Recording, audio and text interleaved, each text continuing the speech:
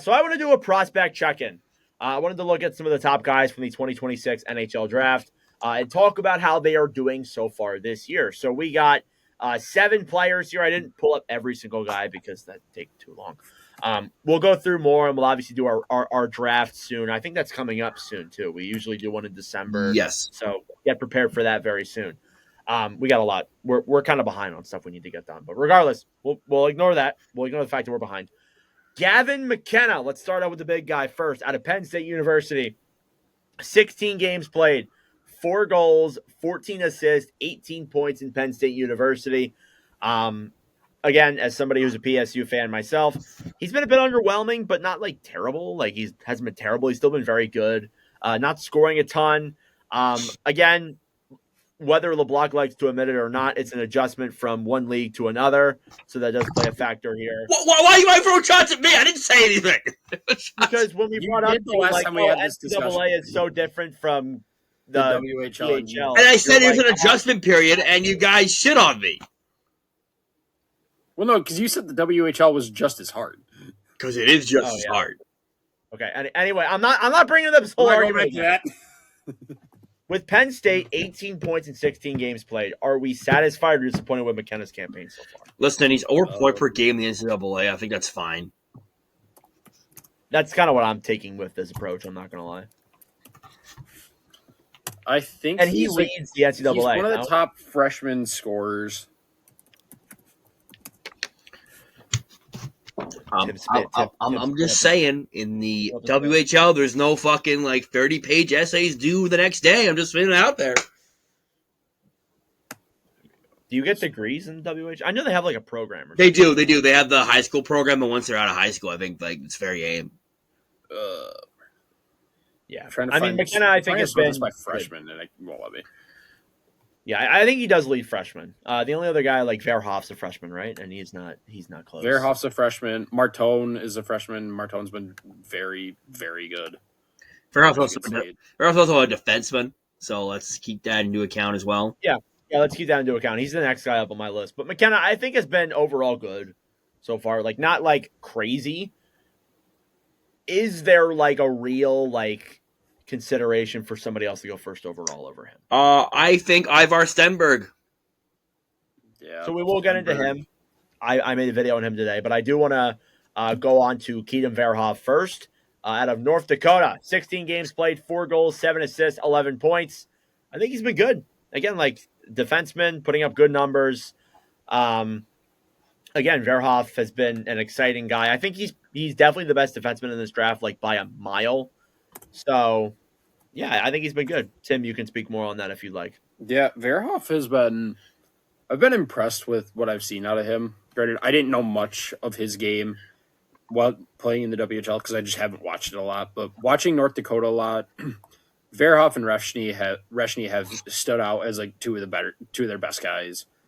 And those two have really turned that program around a little bit because North Dakota, it's always this team. It's when are they, just similar to Duluth, it's always, when are they going to go back to what they were?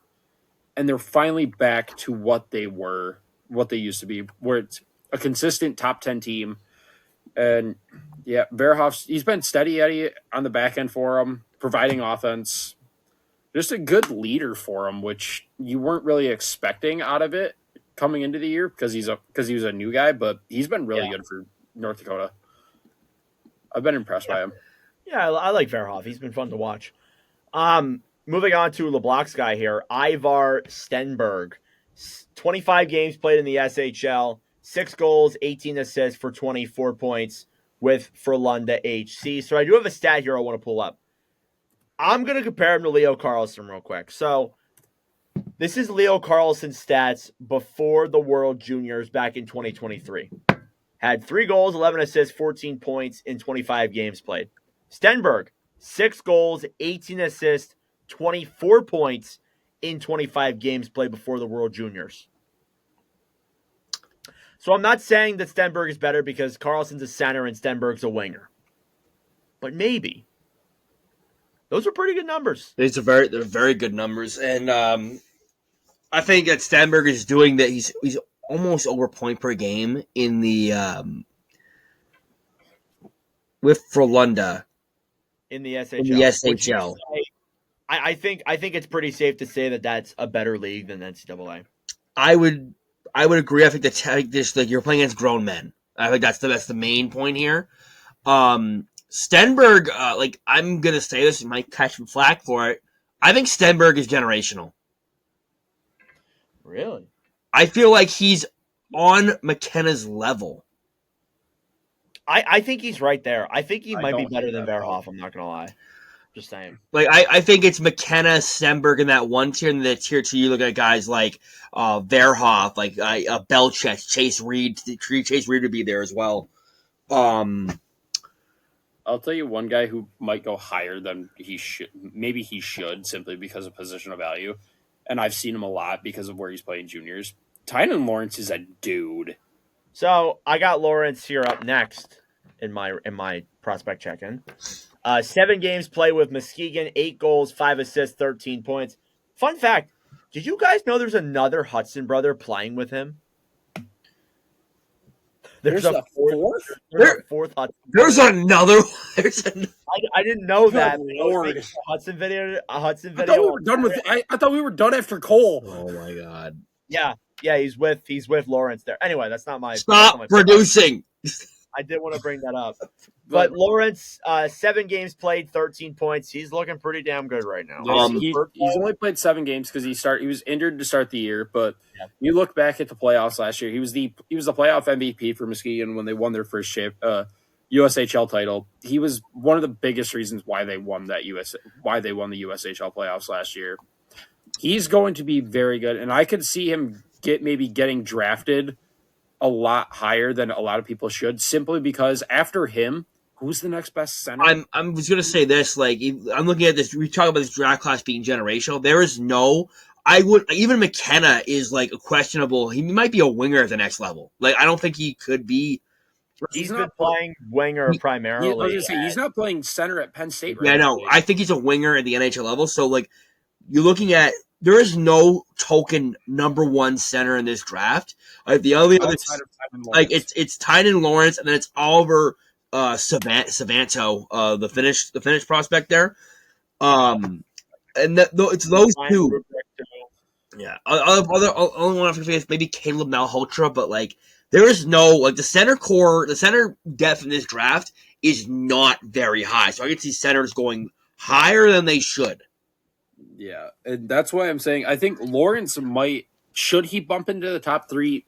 Probably not. I feel like there's that tier above him, like Verhoff. I feel like is closer to that tier of Stenberg and McKenna, but Tynan Lawrence could get into that like top 3 discussion simply because he's a center. Yeah, and I'm gonna say this right now. This draft, and this is from my takes because I do the draft, kind of the prospect previews, not preview. I do the prospect analysis on this podcast, but its draft feels a lot like the 2023 draft, where if you need a defenseman, there's going to be a lot of defensemen you can choose from.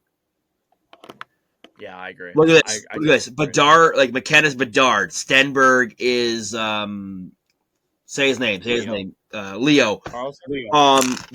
You could argue that Verhoff is probably on a Fantilli type level. But then you look at but Fantilli's not a defense. I know. I'm saying I know what you're saying. Yeah. Yeah. And then, but then you look at. Remember how we had that run of defenseman? Was it that 23 or was that 20? Or am I tripping on there? Or was that 24? No, it was 24. 24. Yeah, 24. That was like Sam Dickinson, Zeev Boyum. Yeah, I'm just gonna read you the top defensemen in this draft. According to me. Verhoff, Pippa Reinen, Carson Carols, Albert Schmitz, Daxon Rudolph, Xavier Villeneuve, and I think I had one more down, and Mate Gustafson. I'm gonna add another one because you missed him, and I am Chase Reed. Chase Reed. Yeah, I'm slightly biased towards this guy. I totally missed Chase Reed there. But yeah, Verhoff, Pippa Reinen, Chase Reed, Carson Carols. Those are 4 defensemen that are going to go in the top 10. Yeah. Highlighting, we'll go to Reed next. I do have him on my list here. 28 games played with the Sioux, 13 goals, 19 assists, 32 points. Again, very dynamic. One of these guys, baby. He's going there next year. MSU committee, 6'2" as well. So that's pretty. He's got the size to him there, and he's been very dynamic. He had a hat trick the other night, did he not? Yeah, he did. He did. Ethan Belshitz as well. I think I'm saying that right. 27 games played, 17 goals, 12 assists, 29 points with Windsor. I'm sure our friend Trevor is very happy about that. But Belshitz, dynamic winger. I'd say he's probably the third or fourth best winger in this draft, depending on where you look at this. He's a winger, right? Yeah, he's a winger. Yeah. Like I said, there's no center. There's not a token center in this draft. And I think Belchetz could be a center at the next level, but I'd stick with him at winger for now. 6'5". He's the guy's tall. Yeah. And then my last guy I have here on here is Ryan Lynn, who has 28 games played, 5 goals, 28 assists, 33 points with Vancouver. Again, I didn't highlight everybody. There's a lot of other different players that you could really look at here. Again, there's Villeneuve, there's Rudolph, there's Bjork. Rubrook. There's a lot of guys in this class that are looking really, really good. And we're only just specking the surface on this. I really want to go really in depth with our draft coverage this year. I'm looking forward to it. Yeah, it's going to be so fun having no pick. Yeah, you could just, I'm sure. I mean, for all we know, things could change. Listen, I'm going to be so pissed if Ottawa's pick is the McKenna pick, and then Gary's like, no, I'm not going to give it back. Fuck you. That'd be hilarious. As a division rival, I'm not going to lie. I'm here for that. Oh my God, the crash out would be insane. It'd be There's another reason. The content for this podcast would be legendary. It just be me having a Frank the Tank level crash out. Like we would record that night. Like we would record right after the lottery. LeBlanc, get on right now. Get on right the fuck now. I'm not. No. I don't care if you're pissed. Get on. I don't care if you're pissed. Get on now. So that being said, then those are all the prospects we wanted to check in on. Again, we're gonna do a draft soon. We have a lot to do. Like, we want to do Olympic stuff. We got so much we got to get done. But it's Christmas. I know. Yeah, I know. It's Christmas. So, moving on.